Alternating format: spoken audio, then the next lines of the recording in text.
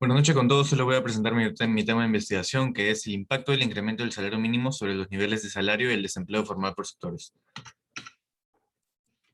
Para entender la justificación de esta medida, es preciso resaltar qué es lo que se ve afectado con esta política. Cuando un Estado impone una política de salario mínimo, se genera un impacto directo en el mercado de trabajo, afectando principalmente a dos variables fundamentales para el desarrollo individual y a nivel agregado. Estas dos variables son los salarios y el empleo.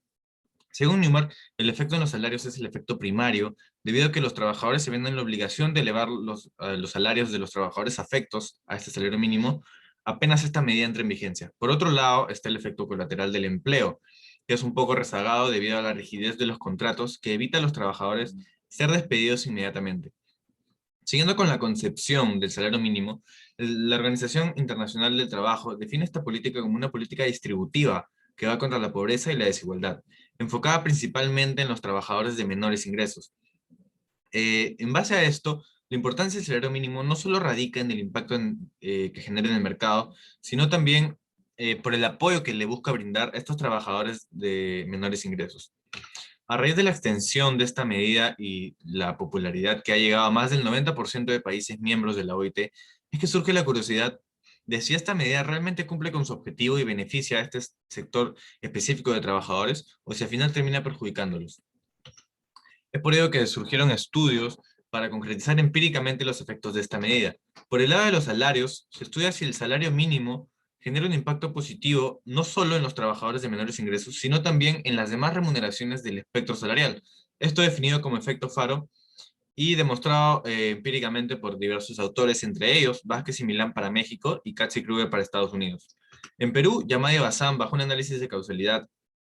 demuestran que un aumento en el salario mínimo explica en cierta medida un aumento en los demás salarios, al igual que Céspedes, que concluye que el aumento en el salario mínimo genera una ganancia de ingresos, pero con una compensación parcial por la pérdida del empleo.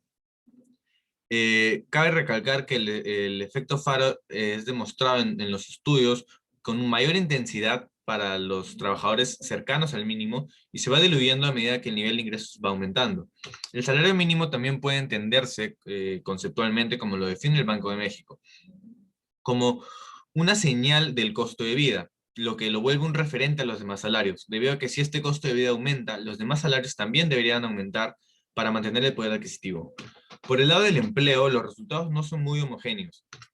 Se pueden encontrar investigaciones con resultados contrapuestos, como el de CART, que concluye que el salario mínimo tiene efectos nulos sobre el empleo, a diferencia de Curry, Falik o Costers y Welch, que concluyen que en el siguiente periodo de la aplicación de esta medida, los jóvenes son entre 3 y 4% menos propensos a seguir siendo contratados. Por otro lado, también podemos encontrar estudios que revalúan otros estudios, como el de Newmark y Wasser, que es una revaluación del de Cart y Kruger, que demuestra que con una mejor recopilación de los datos se pueden encontrar resultados diferentes y hasta más específicos. En base a esto, como Marshall, podemos concluir que existen estudios variantes que generan controversia porque tienen efectos contrapuestos, pero estos efectos contrapuestos se sustentan en modelos teóricos. Por un lado tenemos el modelo neoclásico de mercado laboral que supone competencia perfecta, en el que si el salario mínimo WM se encuentra por encima del salario de equilibrio W asterisco, esto supondría una retracción de los trabajadores pasando de L asterisco a L1, llegando a un equilibrio en el punto B. En este punto B podemos observar que se genera un exceso de oferta y una generación de desempleo en base al punto de equilibrio. Esto porque este mayor salario mínimo tendría que ser justificado con una mayor productividad, lo cual supone el desempleo y el efecto negativo. Por otro lado, se encuentra el modelo de monopsonio, en el que el mercado de trabajo solamente se enfrenta a un empleador bajo su demanda individual, y para maximizar su utilidad, la iguala a su costo marginal, que está por encima de la oferta agregada, llegando a un punto de equilibrio de trabajadores de L exponencial. Pero al igualar este punto de L exponencial con la oferta agregada, que es la que define los salarios, solamente el trabajador obtiene W exponencial, que es menor a su productividad marginal. Esto es llamado explotación monopsonista, debido a que los salarios no reflejan la productividad marginal. Sin embargo, con la aplicación de un salario mínimo que se encuentre por debajo del salario de equilibrio de doble asterisco, esto le permitiría al empleador cambiar su función de costo marginal, volverlo una función partida, que le permita maximizar la utilidad con un mayor número de trabajadores y hasta con un mayor nivel de salario. Esto debido a que se acerca al punto A, que es el punto de equilibrio, y elimina este poder de dominio que tiene el empleador. Entrando en la relevancia del ámbito nacional, el salario mínimo es definido como remuneración mínima vital y aplicada para todos los sectores por igual sin distinción desde 1965. En Perú, el objetivo de toda remuneración, sobre todo de la mínima, es que sea equitativa y suficiente para que asegure la dignidad humana. Con esto se puede definir como una política social, pero añadiéndole el impacto que tiene en el mercado, se puede definir como una política social y económica. Al ser una política, solamente afecta al sector formal, por eso esta investigación se centra en el sector formal. Y según el Instituto Peruano de Economía, el 5% de la PEA es afecto a este salario mínimo, pero por más que sea un porcentaje relativamente bajo, no se le puede quitar relevancia por las características de los trabajadores que ya hemos mencionado. Analizando la evolución que ha tenido el salario mínimo en un periodo de 18 años, contamos 10 incrementos, en el que, comparando de inicio a fin de periodo 2000 a 2018, el monto de salario nominal se ha casi triplicado. Es por ello que esto recalca la importancia que tiene el salario mínimo para el país, debido a su uso habitual, que llega a casi un promedio de 2 años por incremento, y la consideración que se tiene en el país para poder aumentar a tal nivel, a tan nivel, el salario mínimo. Eh, Analizando un poco la distinción sectorial, podemos observar en este gráfico el ingreso promedio mensual por sectores, el cual se evidencia claramente que es distinto. Este diferente salario podría suponer una diferente productividad en cada sector. Por otro lado, tenemos la distribución de la población económicamente activa en cada sector en 3 distintos periodos, en el que podemos observar que la distribución desigual se mantiene para cada periodo. La distribución de PA para agricultura es mayor a pesca, mayor a minería, manufactura y construcción, y esta distinción se mantiene para cada periodo, al igual que la tasa de crecimiento promedio que se tiene en el periodo de 9 años, el cual es distinta para cada sector, lo que supondría que cada sector tiene una